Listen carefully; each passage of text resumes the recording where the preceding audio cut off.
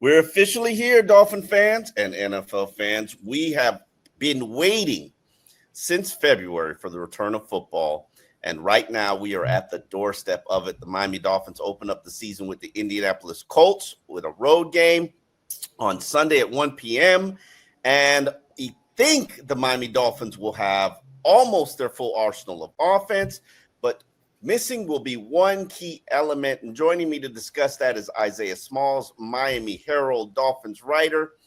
Isaiah, what piece is going to be missing and why?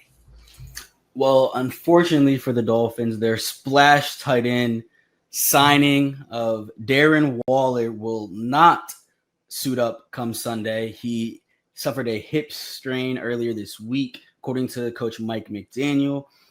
As they were trying to ramp up Waller in preference for this weekend.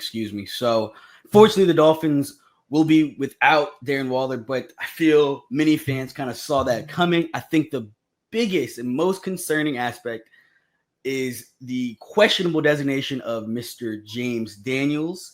He was, out of all the moves the Dolphins made, he was the biggest signing of the year. Protecting Tua's blind side on that right side. Unfortunately, he suffered an ankle injury, I believe Thursday, and sat out of practice specifically Friday, and that doesn't necessarily bode well for his chances against the Colts come Sunday. Obviously, the Dolphins need him because he's a big part of the run game. Him and Austin Jackson were kind of put side by side to be that wall of just niceness. And when it comes to running the ball, right? They were just going to create Wall of niceness. Wall of niceness. You know what I'm saying? That's my phrase today. Words for a living. Yeah, right. Not my finest moment, but wall of niceness is what we're gonna settle on right now. But I say all that to say it's very unfortunate. But it is what it is. I think there's absolutely no chance, unless he's in a walking boot, that he's going to miss the season opener. Here's my concern. Darren Waller, we know, has been battling some issues. And the question is, how much did he really want to play, especially after coming back from retirement? Here's Mike McDaniel addressing that issue. Play with his teammates, but yeah, I think you have to look at a big picture.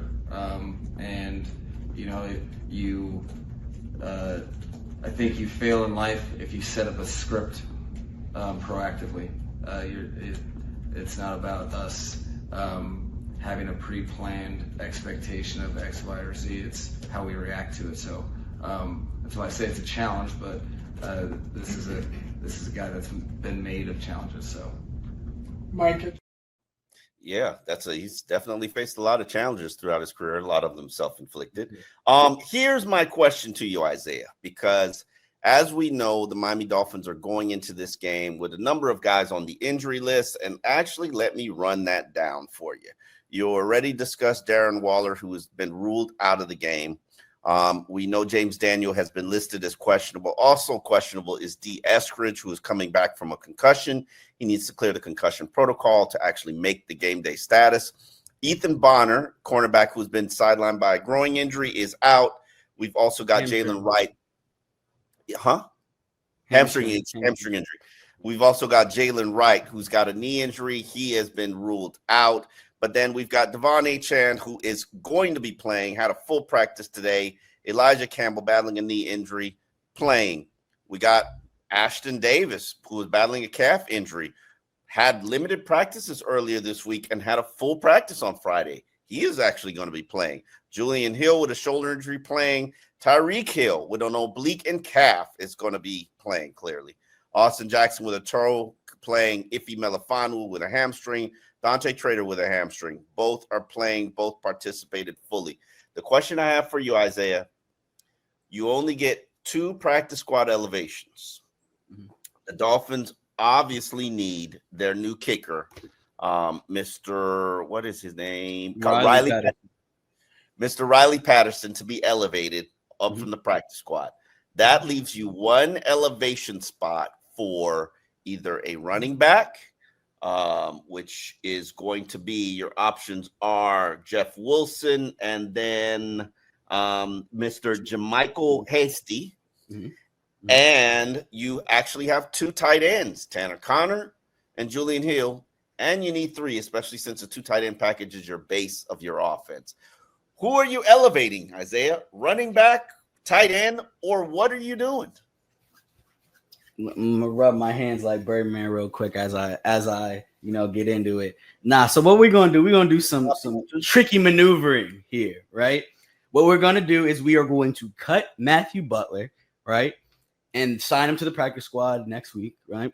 We're gonna he's going to the practice squad. He can't even return to the. We're gonna cut. We will cut him. Look, we're gonna cut him right now. We're gonna cut him right now. Unfortunately, thank you for your service. I appreciate you because we need the roster spot.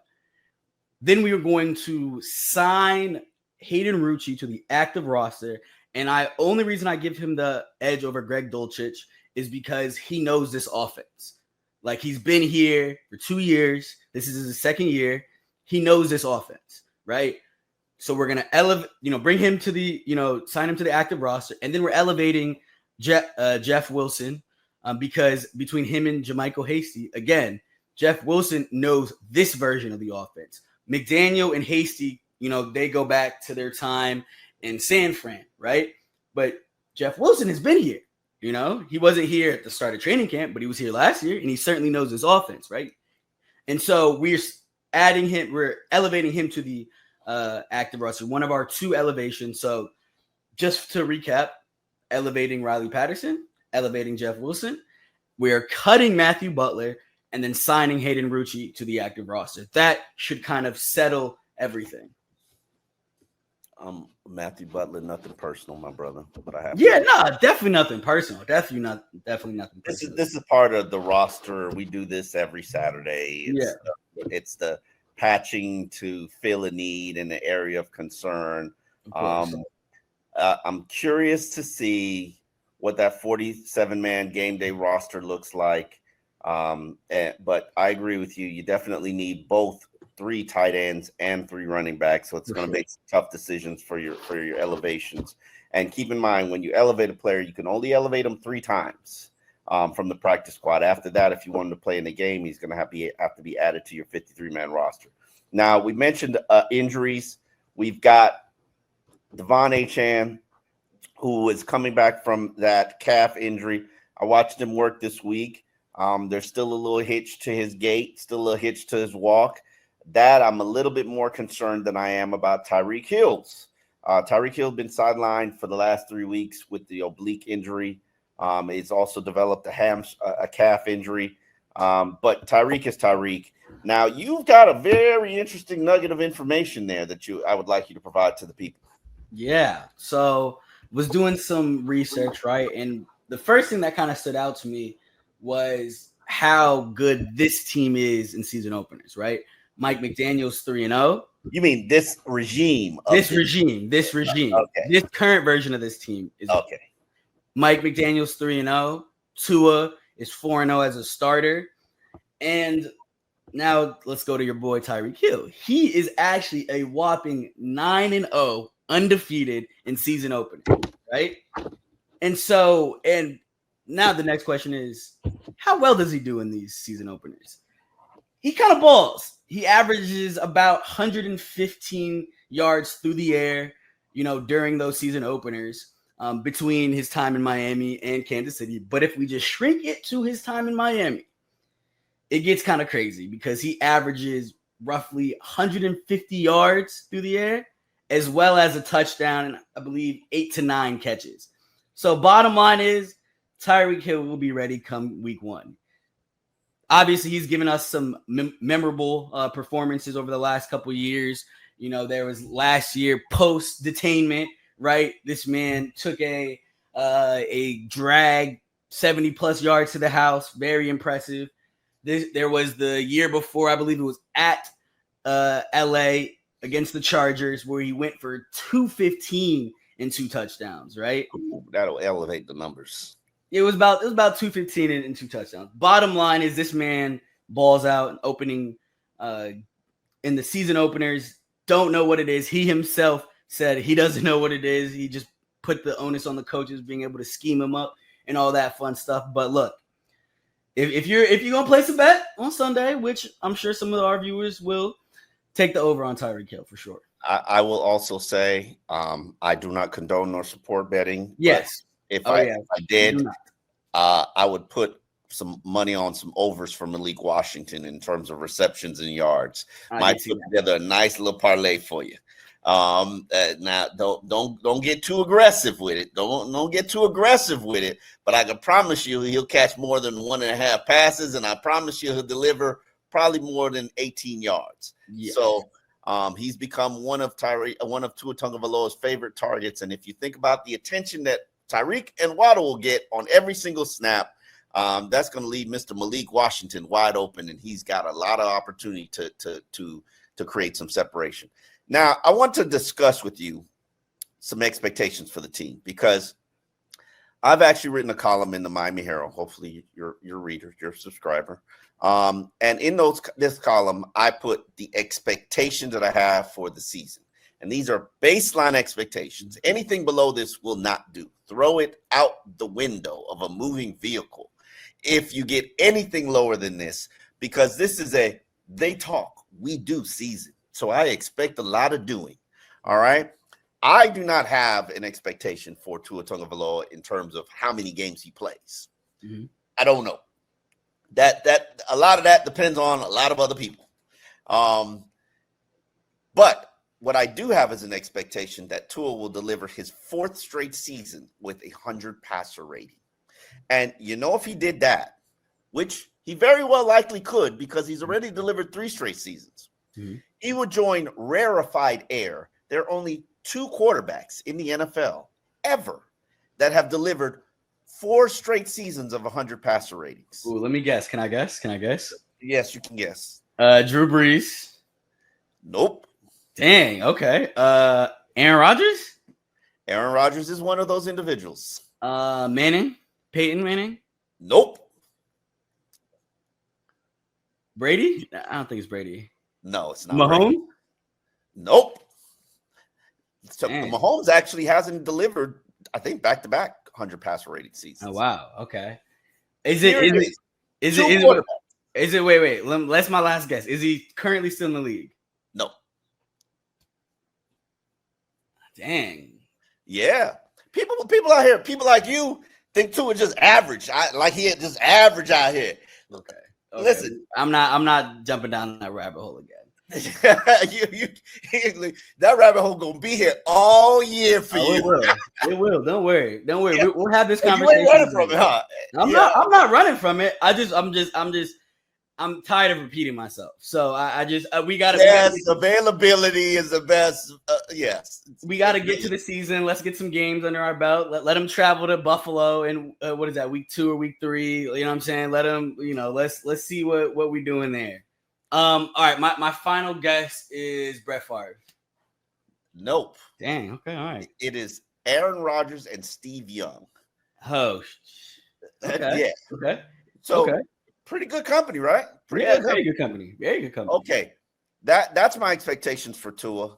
I don't think it's unreasonable, and as I said, all my expectations are not unreasonable in my opinion. Let's get to the points total right now, and I want you to tell me achieving it or not achieving it. Okay. All right. Dolphins, back in the day before you got here, Isaiah, they were one of the hottest offenses in the NFL. They took a little bit of dip last year, little bit. Went down to 18th in total yards and 22 in scoring. However, top 10 offenses in the NFL last season averaged better than 25 points per game. In my opinion, the Dolphins need to average 25 points per game, which is clearly doable considering the previous 2 years, Mike McDaniel's 22 season and 23 season, they average way more than 25 points per game. Achievable or unachievable?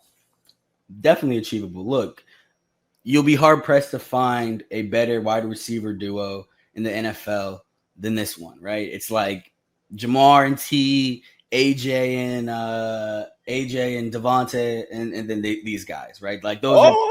Wait. Philadelphia? You just gonna slight Philadelphia like that? I know AJ Brown only caught one pass yesterday. I just said those were the second names I said. But you didn't put Detroit in there?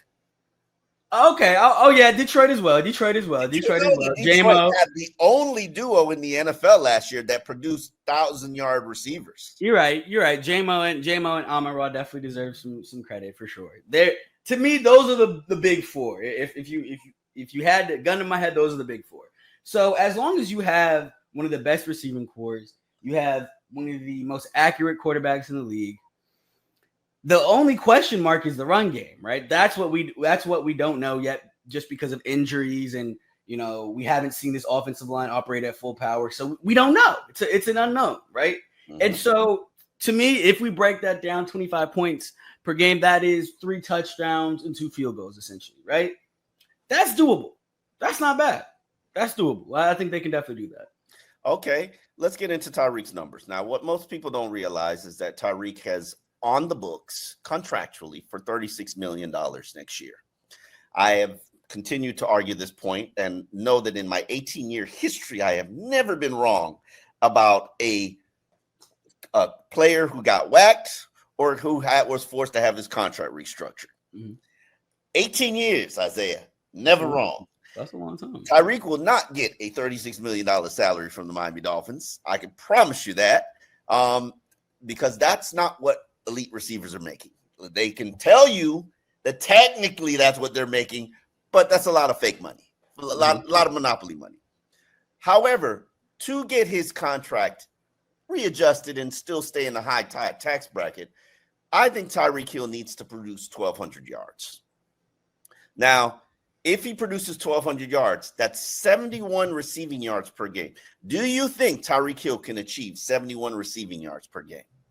Yes, very easily. You got to think about what he did. Now that's playing 17 games now. That also factors in. Do you think a 30-year-old Tyreek Hill can stay healthy for 17 games? I mean, look, he played with a fractured wrist last year. Like I don't think that injuries necessarily. Granted, you're right. He's turning 31, right, or is 31. So you got to bake that into the equation, but. Here's a guy that, when healthy, is one of the best receivers in the league, right? Look, even if he gets banged up, 71 yards is not a lot. I mean, he almost cracked 1,000 last year, basically playing with one hand, right? Give him 2 hands. He got his QB1 back. It's doable. Okay. Now, as I said, Waddle and Tyreek have eclipsed the 1,000-yard mark. Their first 2 seasons, they fell short last year. A lot of receivers fell short. It was a bad year for receivers last year. I don't know why, but it was a bad year for receivers. My guys are banged up. Now, to get to 1,000 yards, do you realize that you need to play all 17 games and get 60 receptions, 60 receiving yards per game? Do you think that that's achievable for Jalen Waddle? I do think that's achievable for Jalen Waddle.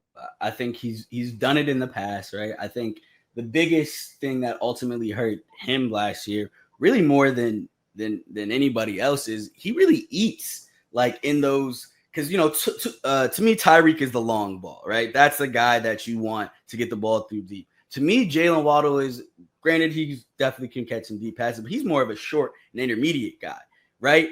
And when the run game disappeared, all those short passes kind of went to Jonnu Smith, right? Because they were trying to be tricky, and obviously Devon Achane got a lot of them as well, because they're just trying to figure out ways to move the ball quickly without handing the ball off, right?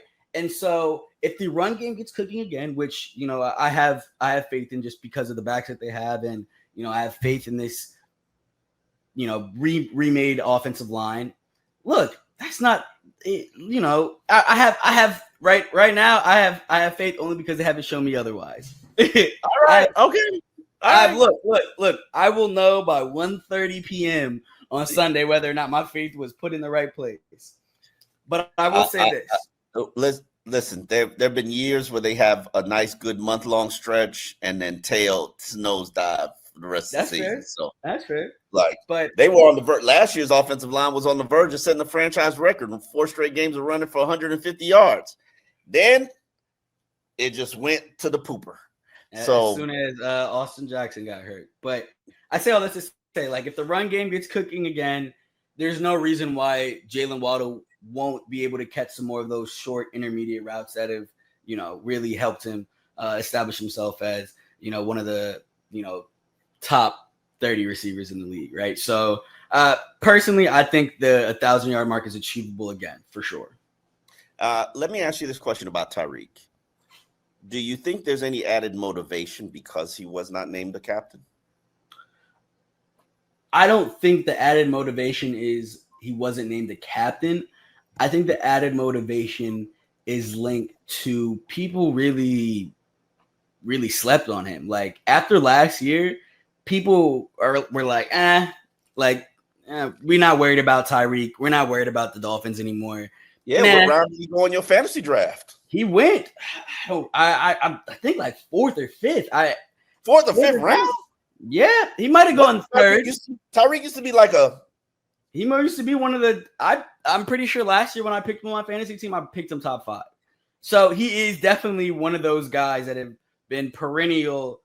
Are you saying Tyreek has dropped to a 4th or 5th round pick in a fantasy draft? But that's more so based off of the national media doesn't have a lot of faith in this team. They don't. Like well, point they should blank. Be trailing a lot. They should be passing a lot. I hear you. How do y'all fantasy? I get it. Think?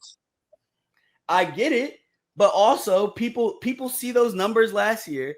They see how even when Tua was out, how this offense completely deteriorated and they could not get their best player of the ball. They're not high on him.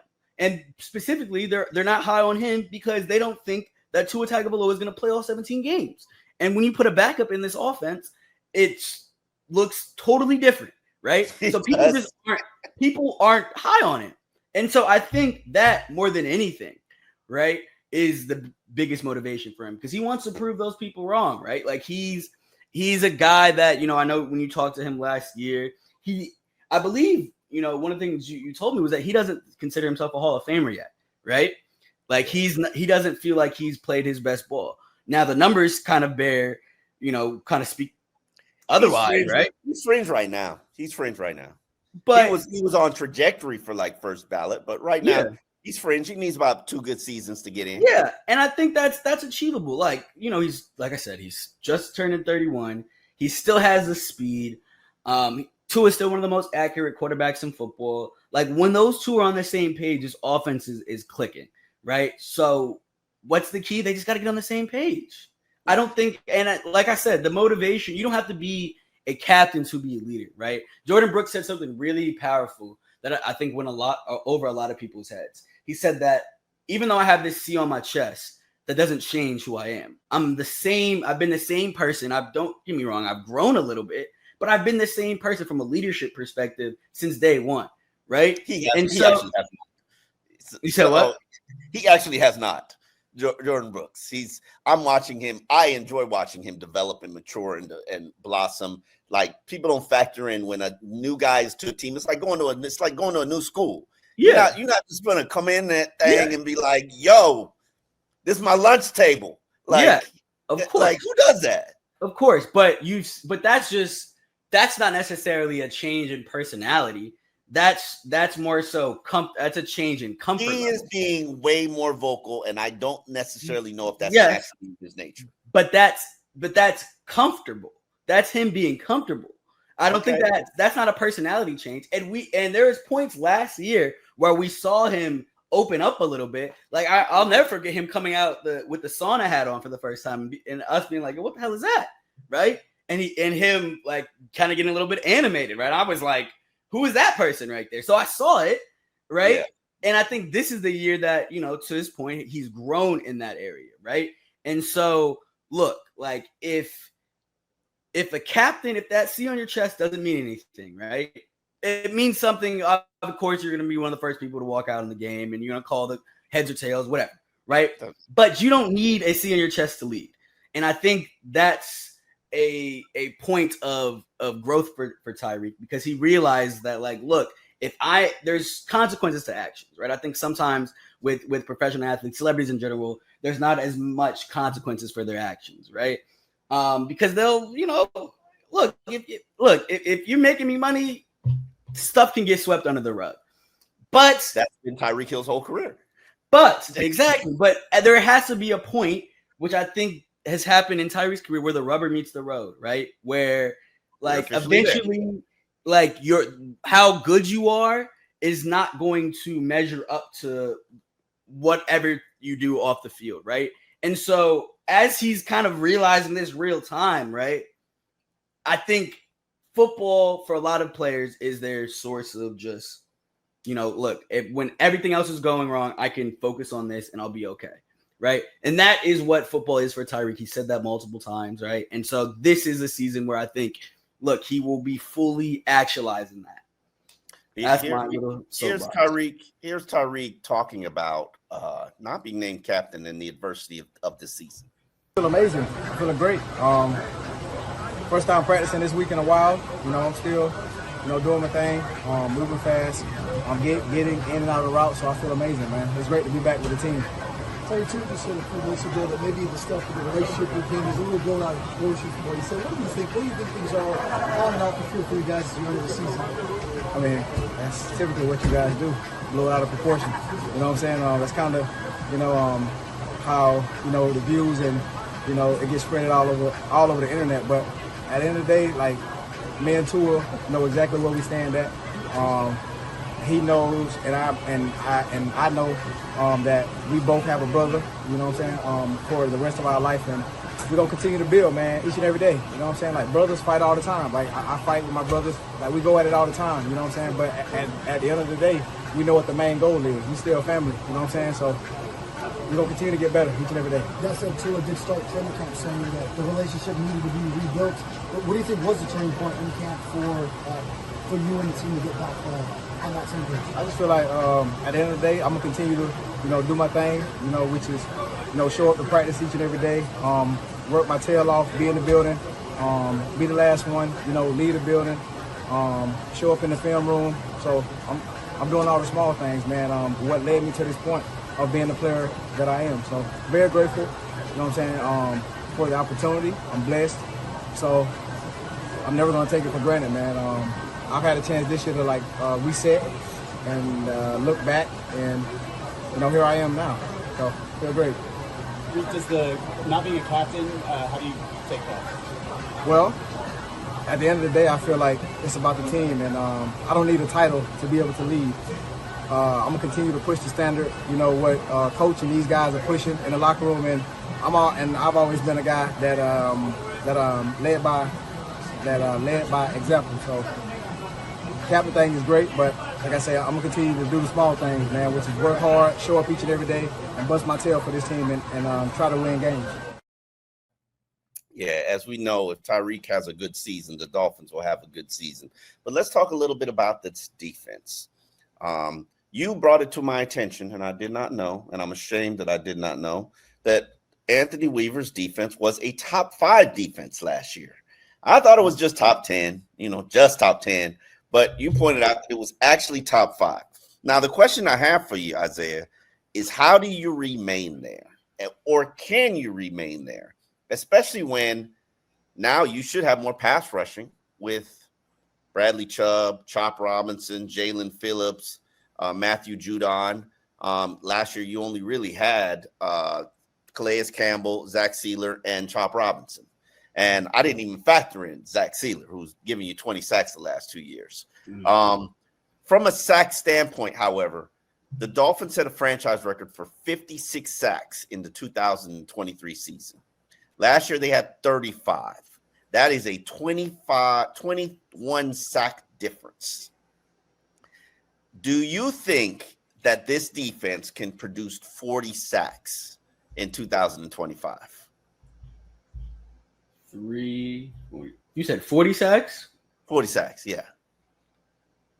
Yeah, I think so. It's funny because I was just doing some quick calculations, right? You mentioned the 25 sack difference between 2022 or 2023, excuse me. You said 2023, right? 2023 and 2024. That would be, and so I basically did 25 sacks divided by 3, right? Because I'm thinking Chubb, Judon, and Phillips, right? And that's about 8.3 sacks. I think that would be kind of a high number, specifically for Judon. Maybe not so much for Chubb and Phillips, but then if you factor in a uptick in Chop's sack numbers, right? Because he really came on towards the end of last year, and if he doubles down and can do even more, I think 40 is definitely achievable for sure. Interesting. Now, Isaiah, last year the Dolphins had 16 takeaways, 10 interceptions. Now, the only teams that were worse than the Miami Dolphins were the Giants, the Raiders, the Patriots, the Browns, and the Jaguars. As you know, most of those are bottom dwellers. Now, when we're talking about a top 5 defense, the league has averaged takeaways of 20.5, 22.9, 22.2, 22, and 20.8 over the past 5 seasons. That breaks down to 21.7 for average, not high, just not low. Do you think that this defense can deliver 22 takeaways? I might have to say no to that one, only because I just am confused where those takeaways would come from, right? Like, even though the cornerback unit has improved, right? It's still a little bit of a mystery, right? The Rasul Douglas edition is good, but it's still a little bit of a mystery. We're going to have to see what Storm Duck and Jack Jones can do on Sunday because those are the presumed starters, right? Granted, you mentioned pressure, right? And I do agree that pressure will help these corners significantly, right? But do I see a group that doesn't have Jalen Ramsey getting more interceptions? I don't know. I will say that I believe the safety unit improved on the back end for sure. But at the corner, maybe. I think so. Because I think Minka is better than both of them, better than Javon and Jordan and Poyer. And with how bad Poyer was, like if he has to be better than, as long as if he doesn't take out his own player, I think he'll be better. I think he'll be considered better than Jordan Poyer because that was unfortunately the low light of his season, right? So I just don't know where the takeaways are coming from. Maybe they force more fumbles, maybe more strip sacks. That could potentially make up for it, but I just don't know. Because remember, if I remember correctly, Tyrell Dodson led them in interceptions, if I believe correctly. Yes, so that to me isn't a good sign, right? Obviously he's back. I'm sure he's going to be playing more. He can create more turnovers. I just don't see them going over 20. All right. Well, those are some of Isaiah's predictions for what my baseline expectations for the Miami Dolphins are. Now let's get into the prediction. We end every Friday episode with our prediction of what's going to happen in the game. I will actually start. I'm going to predict a 24-17 Dolphins victory.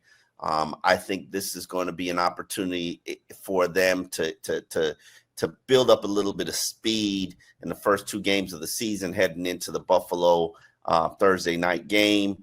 And I think that the Dolphins will be humming on all cylinders, and hopefully they can walk out of this game without any significant injuries. Yeah, I'm definitely taking the Dolphins with a win. I'm going to go a little bit higher than you. I think I'm going to go 31-17.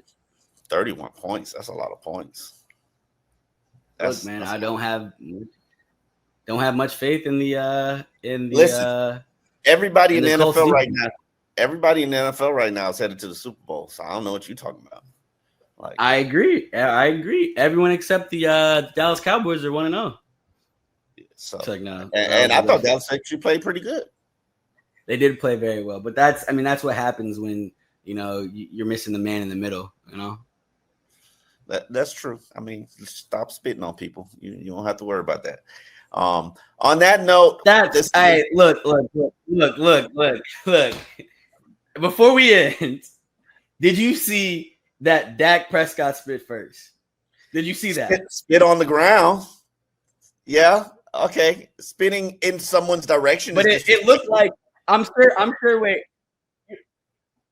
I'm sure you saw that Drewski skit with him in full white face yeah, and him yeah. spitting on the ground when That's right. the black people walked by. Yeah. That was that same energy to me. Hey, listen. Same energy to me. There's a whole different ball game when you spit in my direction versus when you spit on me. You spit on me, it's I on. hear you. So I agree with you. I agree with you. I don't know what's not- more disrespectful you could do other than spitting on somebody. Like, That's true. But let's not act like spitting on the ground in front of somebody isn't disrespectful as well. That's it's all I'm not saying. spitting You can wrap on it up. them, though. Yeah. You're right. It's not spitting on them. You're right. It's like I'm not walking up disagreeing to with the you. line, spitting on them is crossing the line. On that note, this has been Dolphins in Depth, and we will see you on Monday.